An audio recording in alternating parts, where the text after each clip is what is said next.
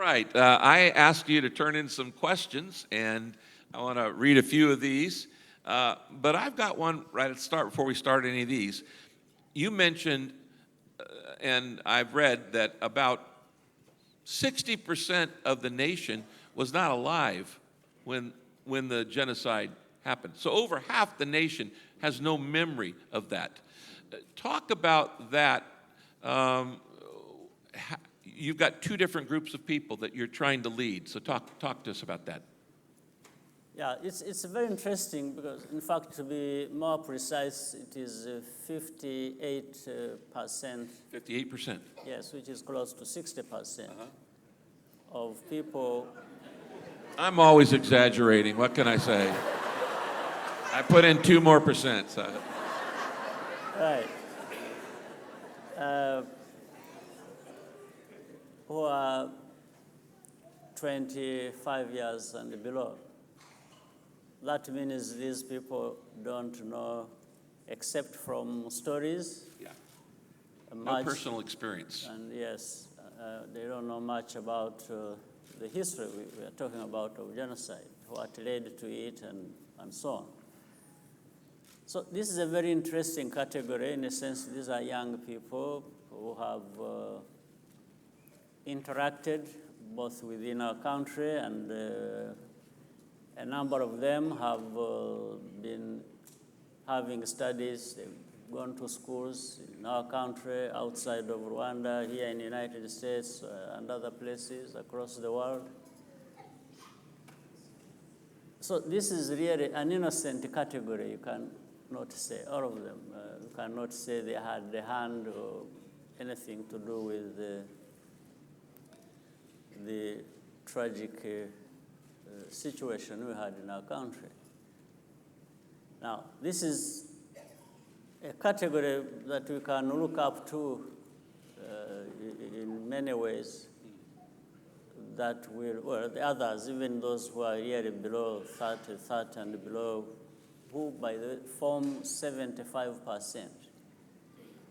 It is 25 and below, 58%, 30 below, 75. So all these, 75%, all these are people we can look up to and say they will make very positive contributions to the continued development of our country without any. So we just have to protect them from the old politics of those of us who are in the other category, the remaining 25% who might have had. But even then, that category has also been, I think, reforming, getting better, and understanding better what the needs of our country are and what we can do together as a nation.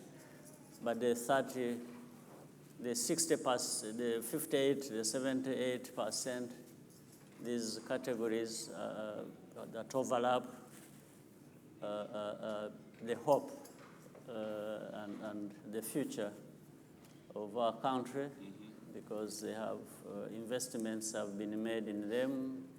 Families have made investments in their children, and the government, alongside that, we have made our own, contributed to making sure that these young people find knowledge, find skills, find things that will enable them to build a stronger country, stronger Rwanda, and bring about prosperity that is required. You know, as the genocide gets further and further away as years go by, there will be revisionism, there will be people who try to change the story of what happened, and there will actually be people who will deny it. And I know that when people say, well, I've read articles in America that say, well, they're limiting free speech by letting people not deny it. I said, wait a minute. 13 nations in Europe have denial of Holocaust laws, that it's against the law to deny the Holocaust. 13 nations in Europe. So why is it okay for them to say, we don't accept anybody who wants to deny the Holocaust? And yet, when Rwanda has someone who wants to deny it, they say, well, you got to have free speech. That doesn't make sense to me.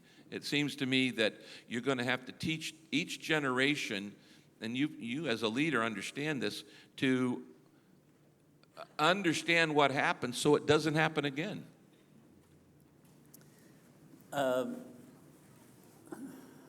Very important thing we have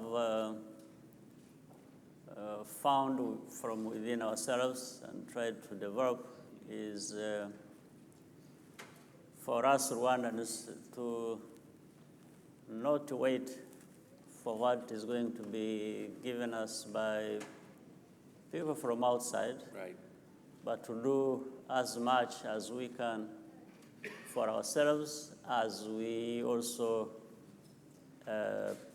put to good use the kind of support we get from friends and others who have chosen to work with Rwanda from across the world. In other words, some of these aspects of denial or different stories told that are far from the truth do not deter us from doing what we must do for ourselves. And deniers will always be there. They were there even during the Holocaust. They are there in the form of individuals, sometimes organizations, institutions, or even countries. But what we have concentrated on is to build the internal capacities, domestic capacities in Rwanda, but also help constantly bringing out the truth there are facts, there are things you can't destroy that will live forever. So I'm sure these deniers have had a time having to deal with these facts that they can't get rid of. But sometimes deniers are there to distract you and take you away from doing what is good for you and make progress and put you on a path like that one which created genocide in the first place. So these debates will go on forever, or for a very long time. We are very conscious of that, but we also, and Rwandans, I'm saying I'm talking about all Rwandans, are determined to pursue that course that brings to Rwanda what we want, what we deserve, and that is prosperity, that's development, that's unity, that's stability. So that is something at which we are working every day, every moment, and then on the other hand, we fight these deniers as well. Of all of the developments that are going on in Rwanda, which development are you the most excited about? It's not just one. Maybe you can look at it in a combination of developments. One is the way the country has rallied and come together. In fact, so fast, I can say the last 24 years, seeing the country getting united and coming together and, neighbors appreciating each other and again becoming a family, that is a starting point. And we must have that before we talk about any other development. So, and with that, the other message is the change of mindset, which I alluded to in my earlier comments, where Rwandans increasingly understand their responsibilities.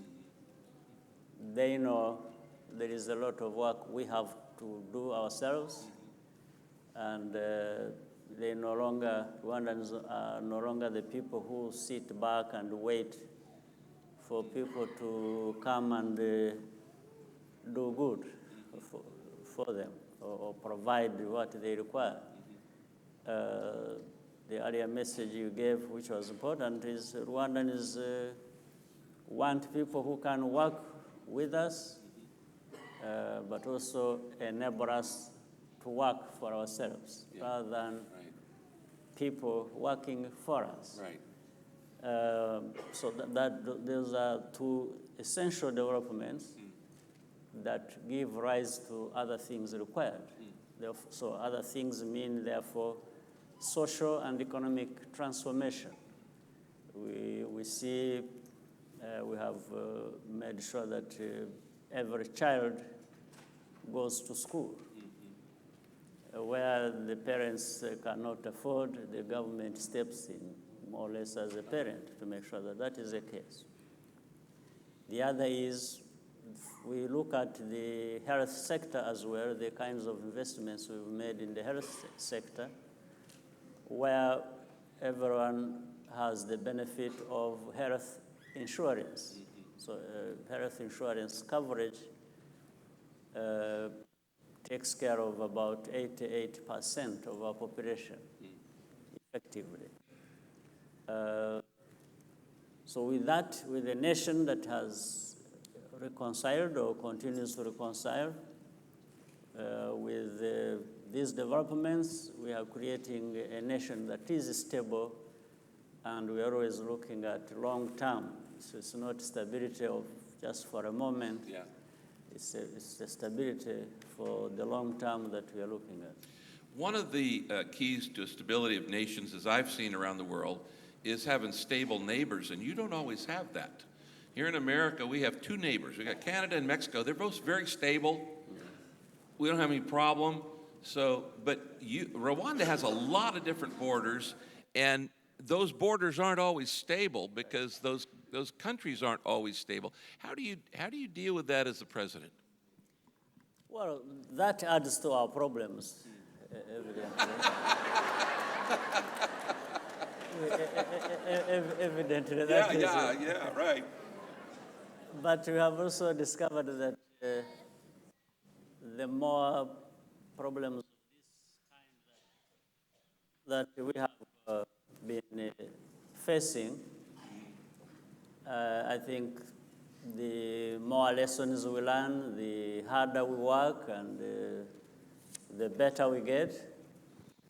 I think we've been really emerging, even on the hands of... One.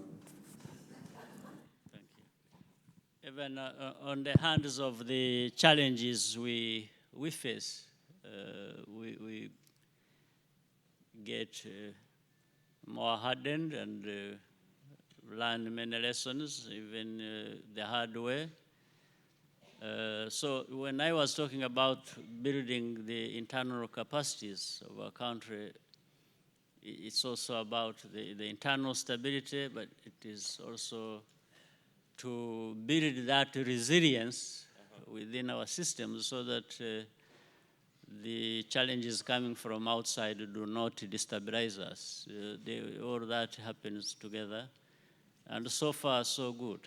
I think our people have kept together against any challenges, whether they are internal or external. Our country holds together and we face it together. And we have, in many sectors, built the kinds of capacities that are required. I understand there are a lot of traditions in Rwandan weddings. It goes on and on and on. Is that true? Forever, almost. It goes on and on and on forever. So let me ask you, so what's it going to be like to be the father of the bride? Well, Yeah, that's what I thought.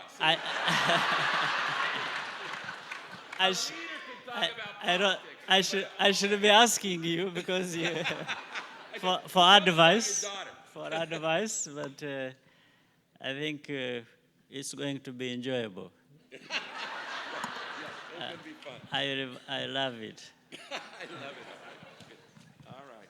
So, are you getting some cows? Yes, inevitably cows have to come along. Traditionally, just don't get a bride for nothing.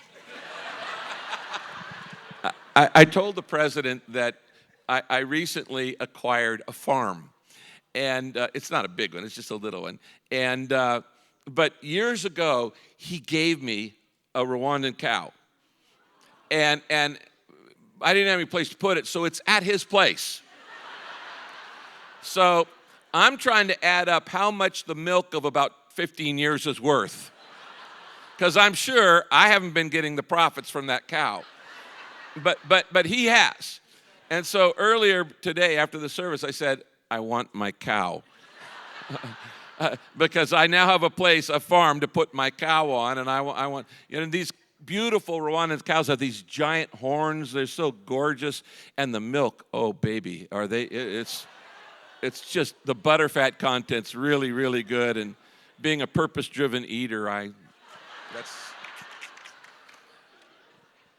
you asked us to pray for you. We will. Is there any particular challenge that you would like for us to pray for? Well, the challenge has many challenges we have faced, but the most important one which we look at every day is sustainability of what we've been building. Yes, sustainability. We don't want short-term progress or short-term successes in what we are doing. We want to think long-term. We want to see 20 years ahead, 30, where are we going to be? So that with these successes we have already registered, we want to continue the growth, we want to continue the sustainability of this, not ups and downs. Okay, so you problem with the mics. You heard that. We want to pray for sustainability. So consistent, continual, systematic progress in the nation. You are really, in many ways now, the envy of Africa, because everyone is a little jealous that there's so much success there. What are you the most proud of in your country? It's the way the whole nation has pulled through these difficulties, has come to go through the many challenges. The first pride comes with that, in my view. The response, the contribution, the whatever, people coming together and standing up for themselves to build a nation, given our history, I think is something that always needs to be looked at with pride and appreciation. Amen. That's great.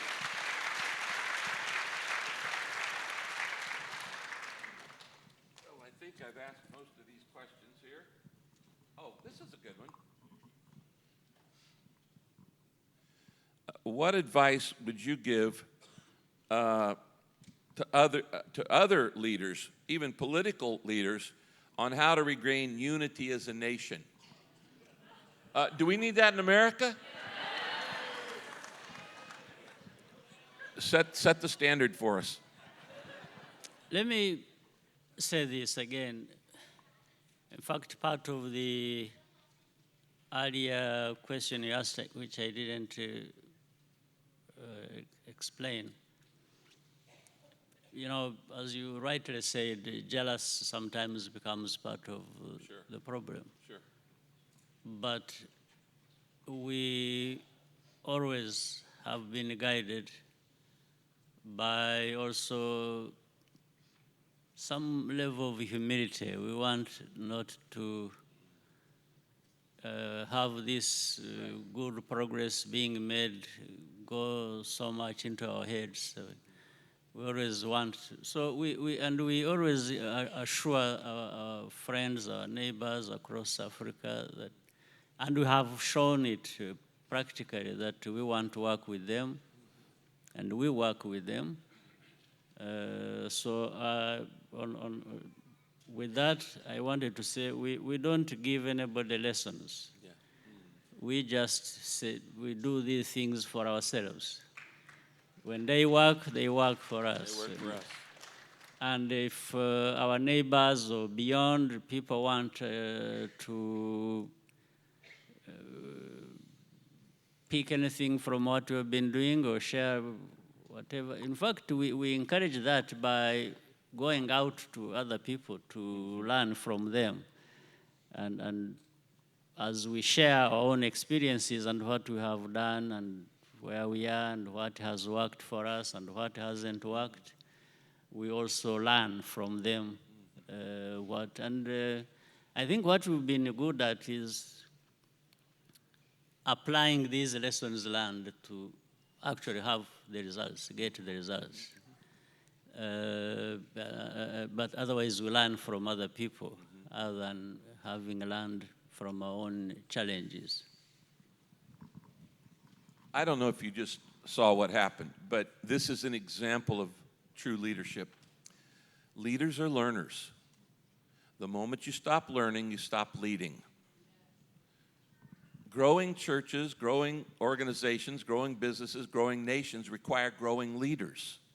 The moment you stop growing as a leader, the organization or the church or the government or whatever stops growing. And when I asked the president a question about what other people could learn from him, he flipped it. I don't know if you noticed. He flipped it, and he said, well, we're learning from everybody else. That's the mark of leadership. That's the mark of leadership. And that is the kind of humility that God blesses. That's the kind of humility that God goes, I'm going to bless that guy. I learn from everybody. I learn from churches bigger than us, churches smaller than us, churches who don't like us. I learn from critics. I literally learn from people who don't like me. I learn from enemies. Why? Because I'm more interested in learning than being popular. And if you can learn from anybody if you know the right questions. And you just saw exhibit A of leadership, where he flipped the question and talked about, we're not trying to teach anybody anything, we're trying to learn from everybody, which is why this nation will continue to be blessed. Now, that is a mark of humility. Go ahead, you can clap for that.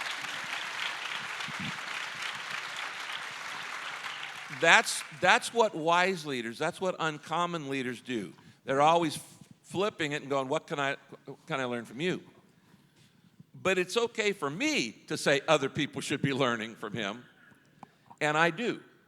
And we, as people have watched the development in Rwanda, watched the growth of Rwanda, and watched the small role that peace and the churches, the 4,500 churches who've been involved in purpose-driven in Rwanda, as other churches and other nations, and I told you about 7 or 8 different presidents have called me and say, we're interested in the Rwanda model. Well, they are a model. They are a model. And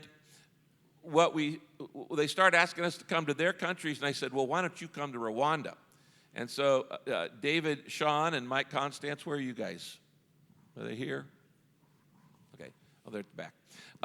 They started bringing the other national leaders from the, I don't know what it is, 56 different nations in Africa to Rwanda, and we said, we're not going to sell you on this. We're not going to try to convince you. We want you to just look at what's happening in this nation. And in a word, they were blown away. In a word, they said, I've never seen anything like this. And that's how the peace plan started getting spread to all of these other nations. And then I started to mention that the Asians and the Latin Americans started saying, can we come observe what's happening in Africa? We said, sure. So they've come, and now I'm happy to announce that in October, I believe it is, of this year, we're opening up the launch of the All Latin America Peace Plan based on what's happened in Rwanda, and it's now is happening in many, many other African nations. So while he can't say, we're a model, learn from us, I can sure say it. He's a model, learn from them.